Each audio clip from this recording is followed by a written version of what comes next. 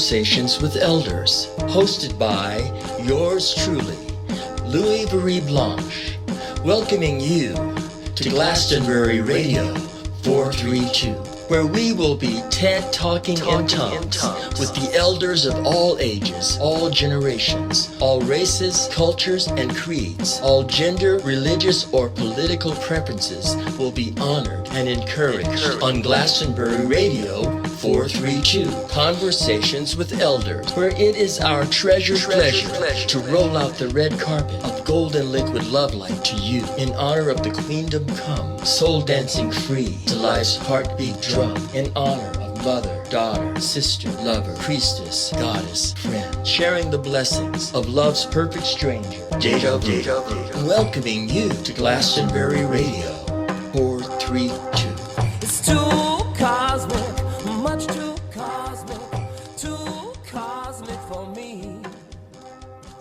Much too cosmic. Aloha, hola, aho, hello. Here we are once again with my beloved Deborah L. Kelley, and we are proceeding with the beautiful journey entailed in the Garden of a Desert Rose. And today we are on chapter 12. And I'll read the quotation that leads us into this chapter. Love is the only freedom in the world because it so elevates the spirit that the laws of humanity and the phenomena of nature do not alter its course. Khalil Gibran. Dawn's neighborhood was built in the late 1950s and early 60s. The houses were narrow and long, without a central hallway dividing the rooms. Her home was perfect for a single woman or someone with a small family. She had turned the second bedroom into an office, and its most spectacular feature was its highly polished hardwood floors. Lenny's children loved to take their socks off and slide all over the house. So did Dawn and Lenny. Dawn's decor had a strong Oriental flavor. Pictures of both Buddha and Jesus hung on the living room walls. Because Dawn didn't have much of a green thumb, her houseplants were mostly plastic, with one exception. She grew violets in her kitchen window. It must have been the perfect spot for them because they thrived there, even though she ignored them. Even so, Lenny never entered Dawn's house without being greeted at the front door by the fragrance of fresh cut flowers, not to mention the appearance of Dawn's cat, Miss Kitty. Miss Kitty looked like a tiger, and she often acted like one. She loved to unravel small area rugs, so Dawn had stopped buying them. Her hardwood floors were old and heavily varnished, and they made for a great dance floor in her large living room. Is that okay, honey? Lenny and her children were the first guests to arrive after the concert. She knew where Dawn hid her house key, under a plastic angel wearing a grapevine halo. As she opened the door, Miss Kitty greeted them with a meow, but then ran when she saw the children. She was expecting to see her mistress. Elizabeth chased after the cat while Lenny hung up coats. As instructed, she handed Mac a box of matches to light all the house candles. It looked as if Dawn had at least 40 of them scattered about. The house smelled of hot cinnamon, orange juice, and heavenly lemonade. Lenny walked into Dawn's kitchen. Her friend had already started a slow simmering pot of Swedish glögg. Lenny poured the reddish-brown brew into a cup. It was a sweet, warm, and welcoming hello. The front door rang, but before Lenny could answer it, Pearl dashed into the house. Her parents followed close behind. Pearl joined Elizabeth, and they both scurried about looking for Dawn's petrified cat. Trays of Christmas cookies, ham and cheese snacks, and garlic-smothered pretzels and peanuts were offered in generous white bubble glass containers. Lenny Lenny took out a couple of vegetable and fruit trays from the refrigerator. Dawn had added fresh flowers to the platters, and they looked wonderfully festive. Next, several plates of homemade cookies were unwrapped. Each Christmas, Dawn made several different types, including clever angel-shaped cookies with chocolate faces. Lenny's favorite was Dawn's peanut butter buckeyes, and she was glad to see Dawn had made plenty of them. The hostess arrived soon after, still singing a carol. Her new boyfriend was holding her arm. He matched Dawn's height and had a slightly darker complexion and a heavy shadow of a beard, maybe 3 days old in the making. Dawn's last boyfriend had been a long-haired hippie type who talked endlessly about going to Nashville and landing a big label recording contract. Lenny couldn't help thinking Joseph was a nice change of pace for her friend. "Please, don't wait on me. I hope you all have helped yourself to some refreshments," Dawn said as she took off her coat. Dawn's brother Mike and his wife headed toward the kitchen. Mike was shorter than Dawn, but otherwise they looked almost exactly alike.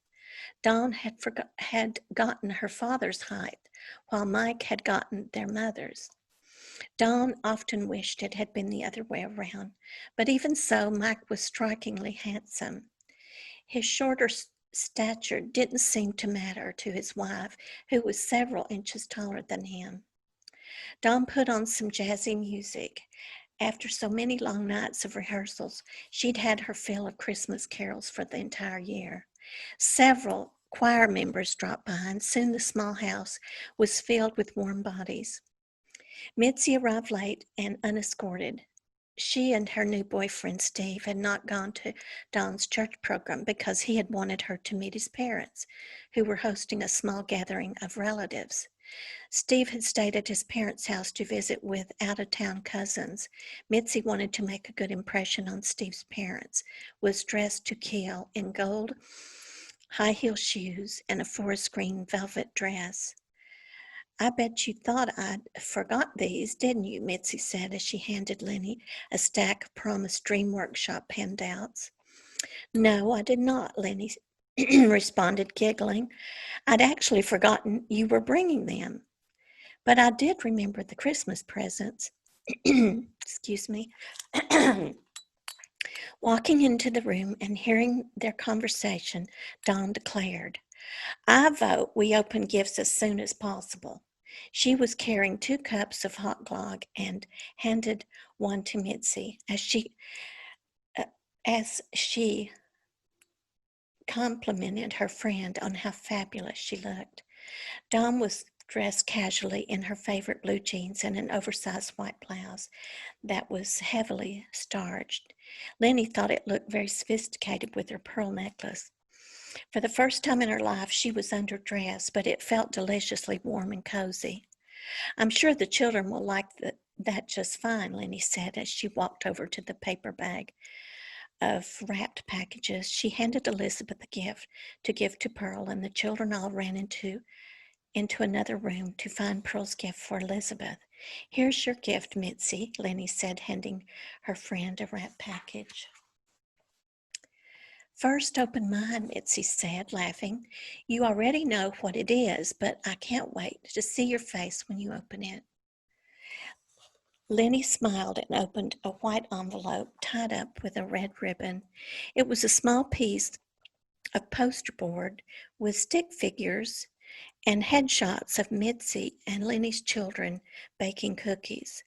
A dog and cat were playing together beside a table and 2 chairs. Above this scene, she had drawn a large picture window with a black magic marker. Framed inside the window, she had pasted a picture of an airplane cut from a magazine advertisement. Lenny's photo was glued to the side. On the bottom of the poster, Mitzi had written the following message: "This ticket good for 3 days of spoiling your children rotten while babysitting. Merry Christmas. Love, Mitzi," in quotes, Bess.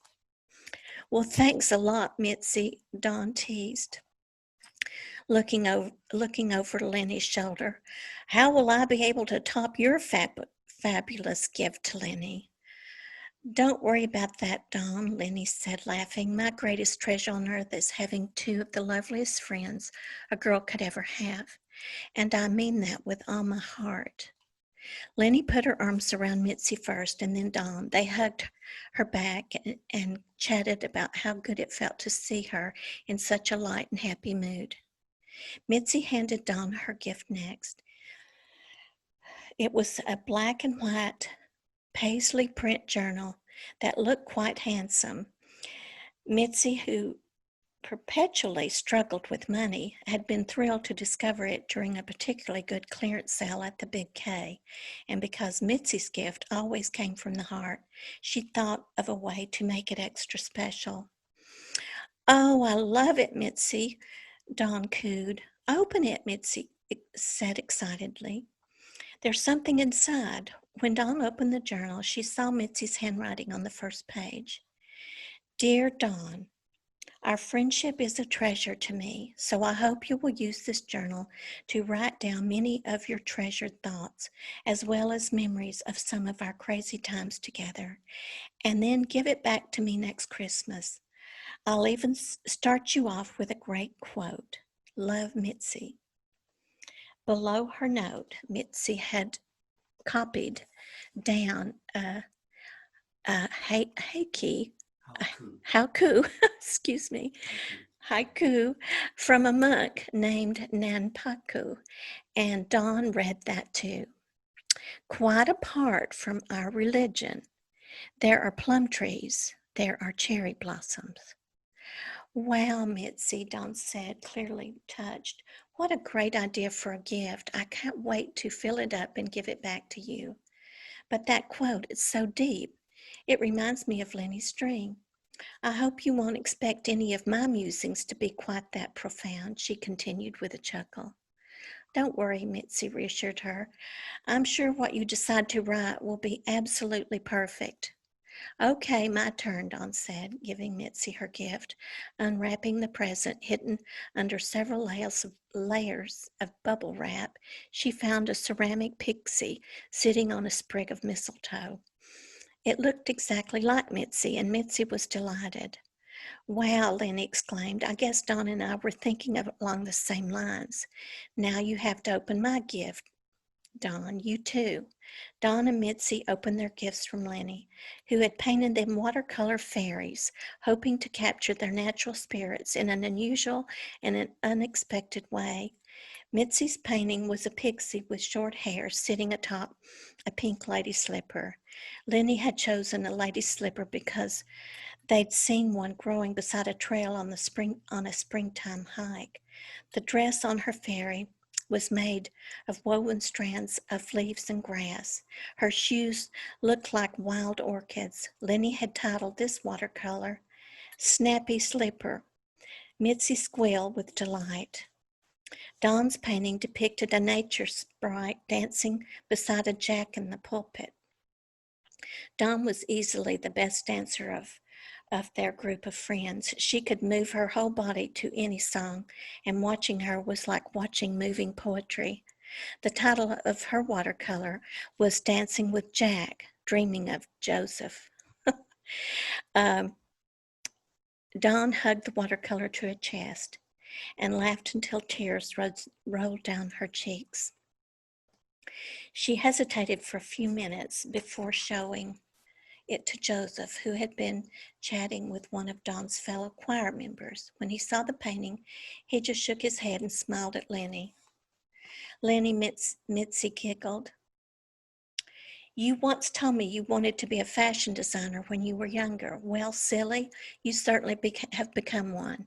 Just look at how sweet my pixie looks in her snappy ivy clothes and her cute little pink shoes. Well, I just have one question for you, Lenny, Dawn said, looking from her painting to Mitzi's. Why is my dancing diva wearing only her birthday suit? You know artists never like to explain their work, Lenny giggled. I honestly just paint what comes to me, Lenny said, shaking her head and laughing. Within a short time, many guests began to make their exits. A small cluster of people were gathered in the kitchen, saying their goodbyes. The three friends and Joseph sat cross-legged on floor cushions in front of Dawn's fireplace, which was filled with large glowing white candles. Dawn insisted Lenny share with Joseph her ghostly visit and snake dream. They all gave their take on what the snake meant. Mitzi shared she had read once that a snake is often depicted as the counterpart to the hero. For after all, how could a hero be a hero without an enemy? They all agreed having an enemy made good daytime drama, yet having one creep up in the night was very unpleasant. Joseph said he believed animal dreams were often spirit guides. Dawn laughed. If that's true, Lenny, where do you want your snake to take you? Stop, Lenny screamed. I don't want a snake taking me anywhere. Surely that can't be what my snake was all about. But I have to tell you something. I have noticed that it is a little odd. From the moment I slung the snake away from my body, I have felt better, both inside and out. I can't explain it, but it's true. That makes sense, Joseph said intently. Think about the medical insignia of the staff with two snakes coiled around it.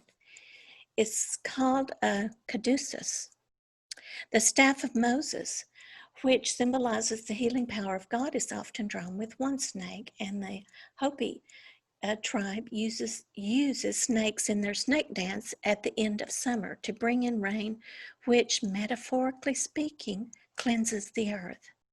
By what you just said about feeling so much better, I think your snake was all about healing, regardless of your obvious fear of them.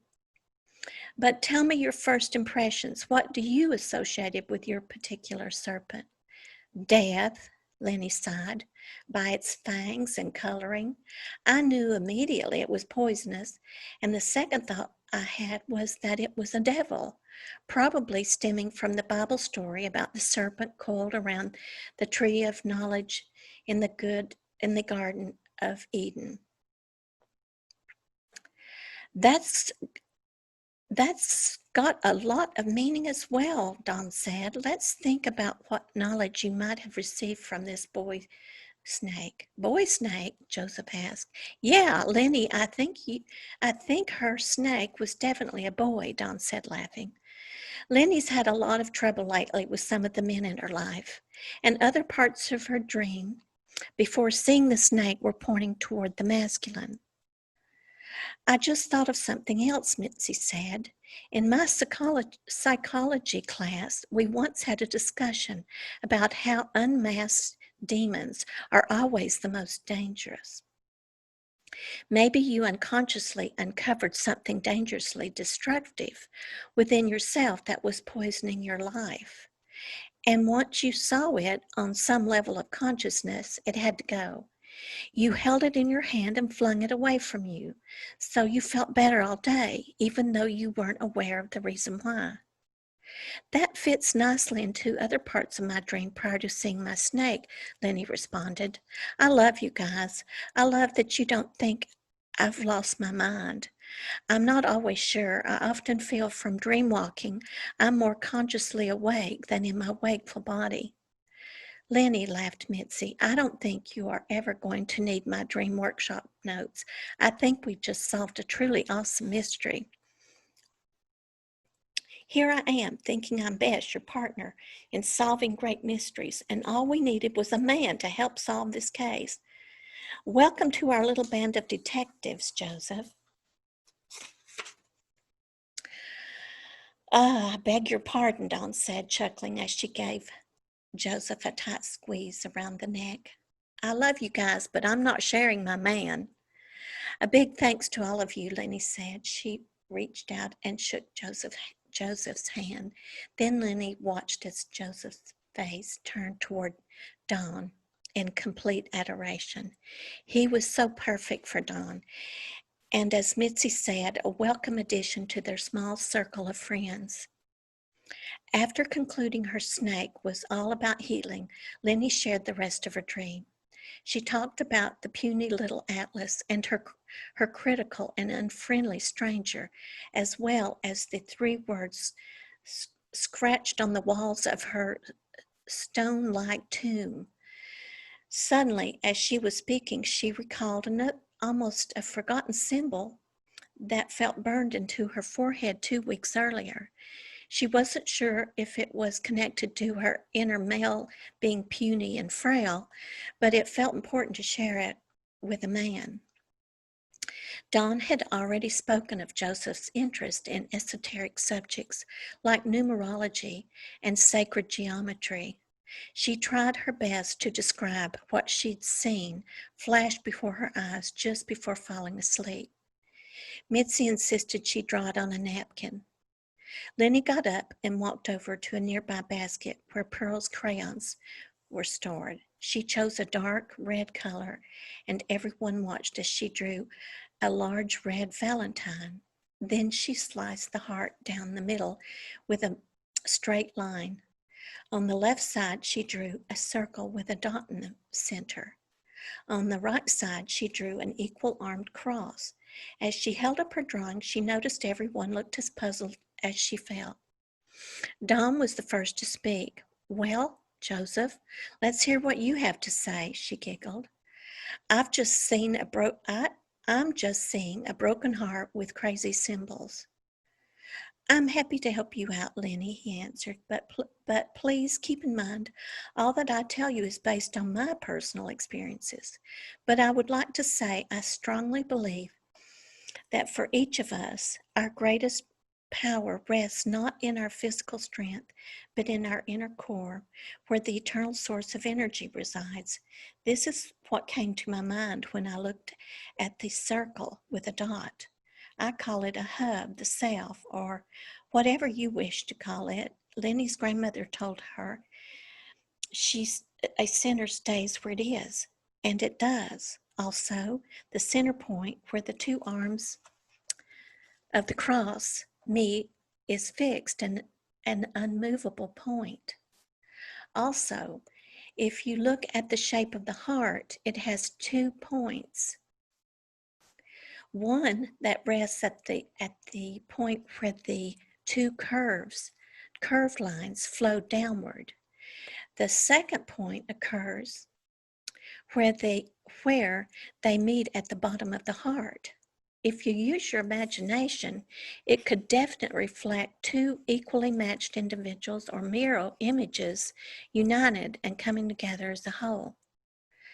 Valentine's Day comes to mind when I look at it, Mitzi smiled. If you are right, and I need to see with my own eyes what this symbol means, I see a broken heart. I see a longing and loneliness for a perfect mate. But something also tells me this can't possibly happen on the outside of my life until my inner male starts lifting his own weight in my life. An inner male, female kind of balance is what I'm trying to say. Dawn giggled. You're definitely the most unmasculine woman I've ever met, Lenny. I can't see you coming into a strong masculine anything. Joseph patted Dawn's hand and looked deeply into Lenny's eyes. Excuse me. I don't think Lenny's divided heart is about anything that's happened, or symbolic of anything she needs outside her own heart. I do think real love involves giving, not taking, not possessing, not needing to seek approval from a beloved. That isn't love. That's just manipulation. Excuse me.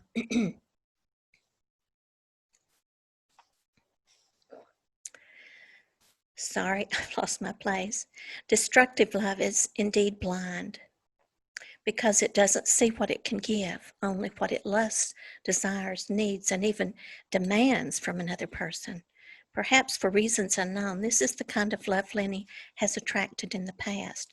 But in my opinion, something deep within her is coming out. Her healing snake is definitely a positive symbol of this. Now she's preparing her heart for greater things. And I think the other two symbols represent greater things to come. Wow, Lenny sighed. I love Dawn too much to be jealous, but I can't help but envy her right now. You are a wonderful, wise man, Joseph. My past love affairs were like emotional storms. There were no survivors in the end. Yet seeing the two of you together makes me even feel calm and happy. It gives me hope. Real love does exist. Dawn reached over and hugged Lenny. She looked back at Joseph and whispered something in his ear. He smiled and nodded his head. Dawn knows I hesitate to give you my opinions about your visions, Lenny, but since it seems to help, I'll continue. The circle with the dot often means curriculum, the beginning of something, the point of beginning, the starting point. This is the first state before out of it the flower of life gets created. You can say it is one second before day one. Joseph stared into Lenny's eyes and stopped talking. Lenny jumped up and started dancing around in circles. I love it, I love it, I love it. And flowering, I love you. I love you use that word. I'm sorry, we may have to pause. My throat's too dry, sweetheart. Can you carry on? There's only one more thing to see. I may have to ask you to take over. You do your best. You want me to go for it now? Yes, please. I'm sorry. Start it, Joseph. No, I'm sorry. Start it, Dawn, right here. I hope my microphone is really good enough to do this. Shall I switch places with you? Yes, and I'll go get this drawing that I drew years ago. I colored it and drew it so you can have a visual. So I'll do that and you sit here. I'm so sorry.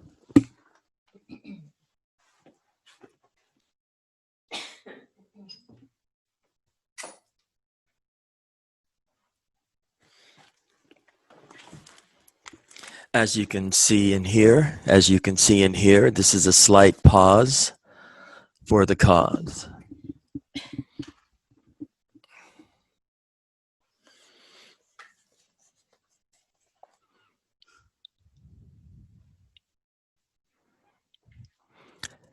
Shall I start? Yes, sweetheart. I'm going to join you in my little drawing of that experience. Dawn had just sipped from her cup and spit it out all over her white shirt. Mitzi looked puzzled and wasn't sure if she'd missed something. As Lenny plopped back on the floor, Dawn hurried on to the kitchen for a damp cloth. They all had stopped laughing by the time she returned.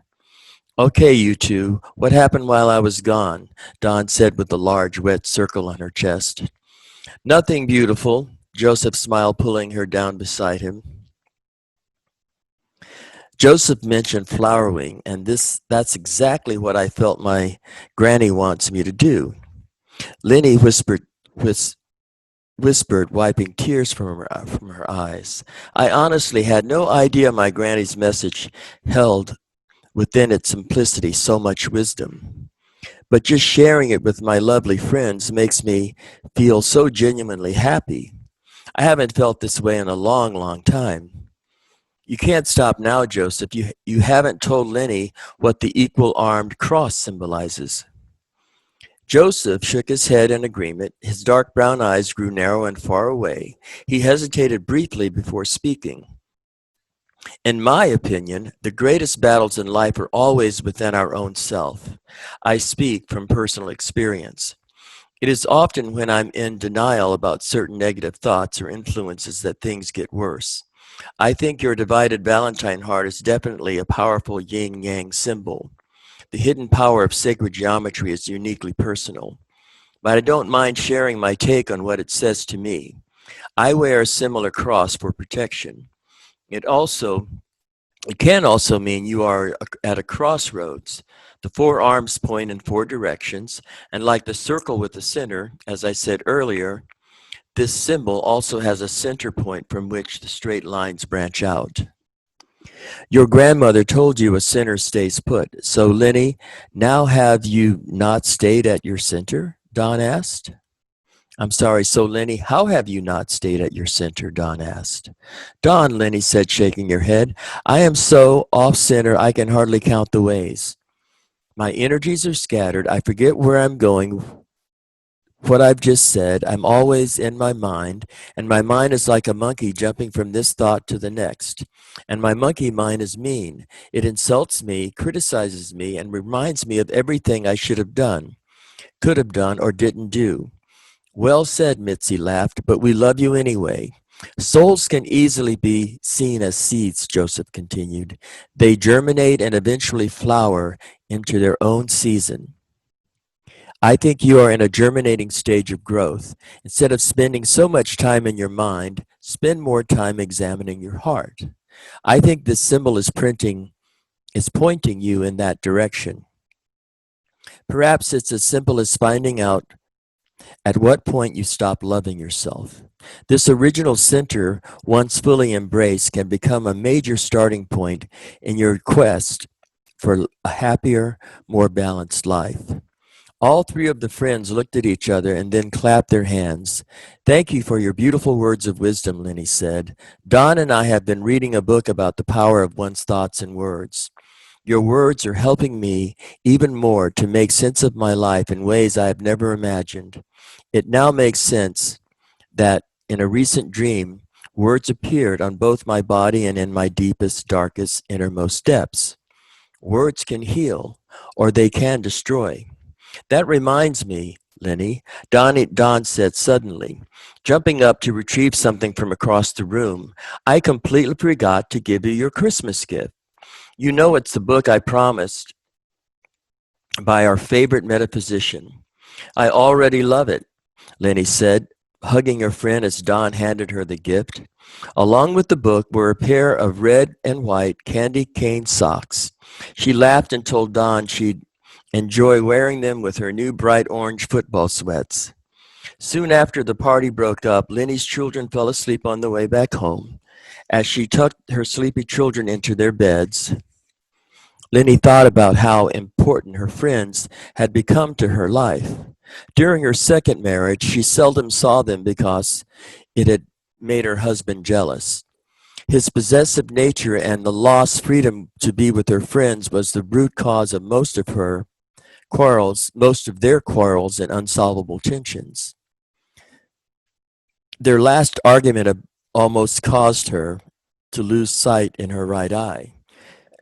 Excuse me. She turned her head to dodge his angry arm, but didn't quite make it in time. That was the last straw. She talked about the incident once to her girlfriends during happy hour, but after that she asked them to not bring it up. It was too full of painful memories. During this heartbreaking reflection, she valued her friends even more. She silently said a prayer of thanks for having such lovely friends who truly cared about her, who, like Gandhi, never seemed to notice her shortcomings. And that ends chapter 12, called Lovely Friends. Thank you, sweetheart. So, as you know, But I think you should, why don't you come over here and speak? okay. We'll switch places. Okay. Thank you for your patience.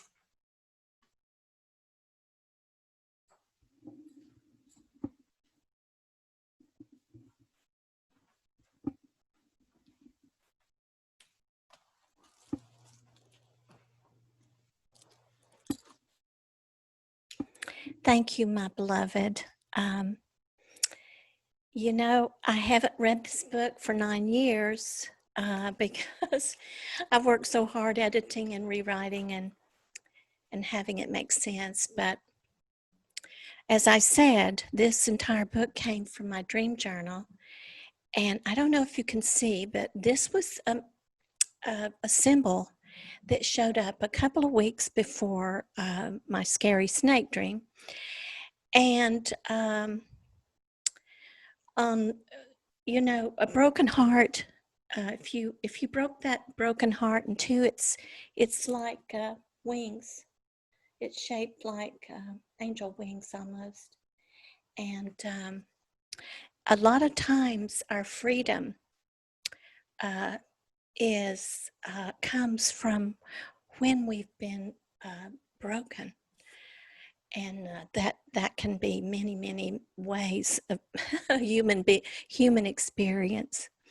One time, I do have very lucid, ethereal dreams of masters and my angels, and I asked one time, my goodness, why in the world have I stumbled and fallen and made so many mistakes throughout my life? And I was told, you didn't come to be an angel, you came to be a human and have human experiences. And that's the truth. We should never dwell on our mistakes. They can be the place where we absolutely fly higher than we thought possible because of those mistakes. And I am now married in a spiritual marriage to my beloved Louis, who is just like the Joseph I wrote about 10 years ago. And Yeah, I found that interesting. He's speaking of sacred geometry. yes, And what was the other mentioning? a numerology. Numerology, yeah. Very important aspects to my love of life. And Joseph was not a real human being. Uh, I just started writing of what would the ideal man that I did have a Dawn friend, and I loved her with all my heart.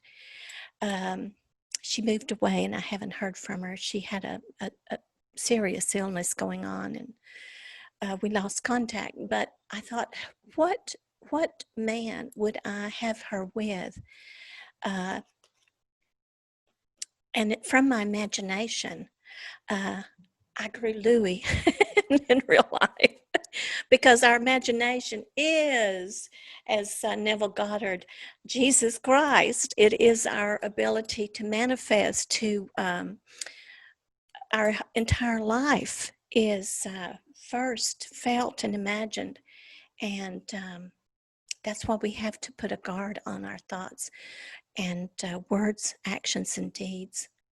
At least allow our inner eyewitness to observe the flow of thoughts. Mm-hmm.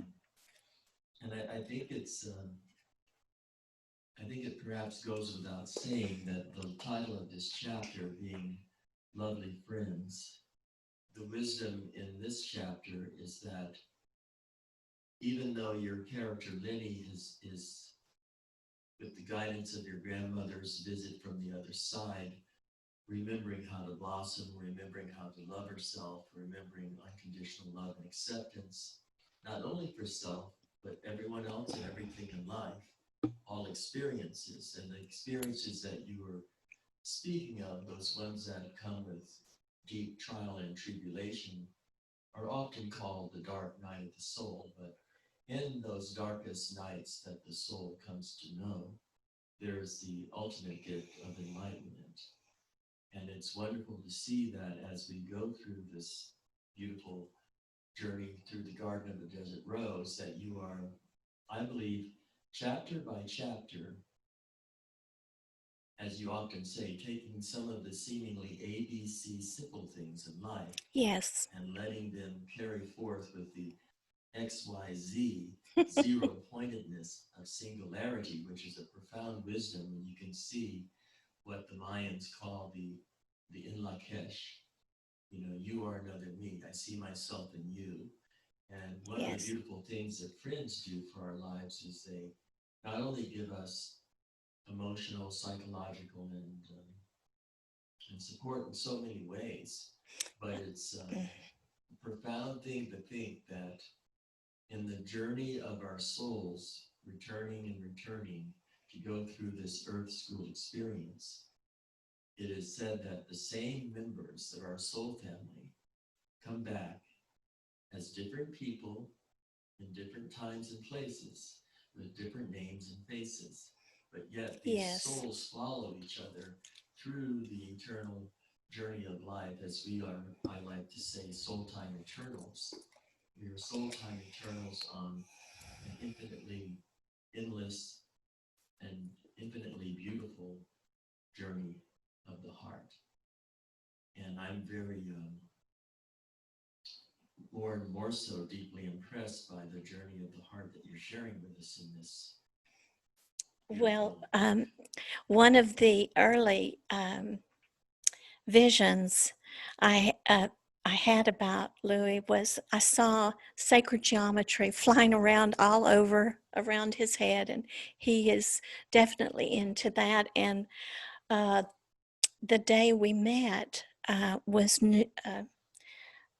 a number that he told me was well, it was the 22nd, and I had my late husband and I were together 22 years. He died January 22nd, 2014. I met Louis August 22nd, 2014, and 2244 and 88 keep showing up for us all the time. So yes, I created you 20 years. I started working on this 20 years ago, really, before I met you in 2014. So, and like I said, it's been 9 years or maybe 10 years since I read my novel and or myth, and there you are, it's Joseph. Well, as the number 22 is a master number that speaks of masterful endeavors, one can master the manifestation of not only what we can imagine, but far, far more oftentimes than we could have ever imagined, just by, as I like to say, jumping in heart first with the faith and power of our intention and believing in the beauty and the grace of life's gift to us. Exactly. And I want to say one more thing about the mandala that came to me many years ago. On this side of the heart is a circle with a dot in the center. And just recently, I haven't really been able to concentrate and read a lot. I'm an avid reader, but I haven't been able to in the last 2 years. I've been working on a new project, The Alchemy of a Desert Rose. So I don't read a lot when I'm creating. I want it to be purely from me. But recently, Louis and I happened upon Lars Mule, who is in Sweden? Denmark. Lars Mule and his beloved partner, Vita Ben David. But he has a book I ordered that is called The God Formula. And on the cover of his book is this symbol. So anyone out there wanting to check that out, I'm just telling you, I have been thrilled. I'm continually a student of the human experience. So I don't know it all, and I love that. I love the adventure. I'm a Nancy Drew. I love to have a mystery to resolve. And there you go. Well, in this moment in time, it's 11:11. Wow. Which are two master numbers when added together make 22. No, that we're so woo woo. It's so funny. Yes. Our beloved, my beloved Buckminster Fuller spoke of something that just slipped my mind, something pertaining to what you just said. The more you know, the less you know. So the more we know, the less we know was something that Bucky found to be a very profound guiding light for his dedication to life. He called himself a guinea pig, and he basically would only take first-hand experiential knowledge and speak and share from that basis of first-hand experiential knowledge, because he thought that passing on what you might read in a book or passing on something that someone told you doesn't carry the same essence when you've lived it and you know it in your heart and soul. And again, I think that the depth of the simplicity within the wisdom of this book, known as The Garden of a Desert Rose, captures that so explicitly, because it is as simple as ABC, but as deep and full of wisdom as the X by Z of zero-pointed singularity. And we are going to continue our next reading with chapter 13, and we hope that you, again, once again and forevermore, will journey with us through the Garden of the Desert Rose. Thank you. I hope I can talk again by then.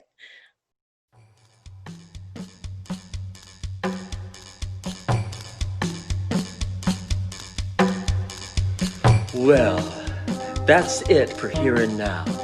But until we meet again, this has been Louis Blanche thanking you for listening to Conversations with Elders on Glastonbury Radio 432. Bless you. Quantum physics in the kitchen sink, the energy that follows the thoughts you think. Quantum physics and the cosmic sea, laws of nature too heavy for me. It's too cosmic, much too cosmic for me.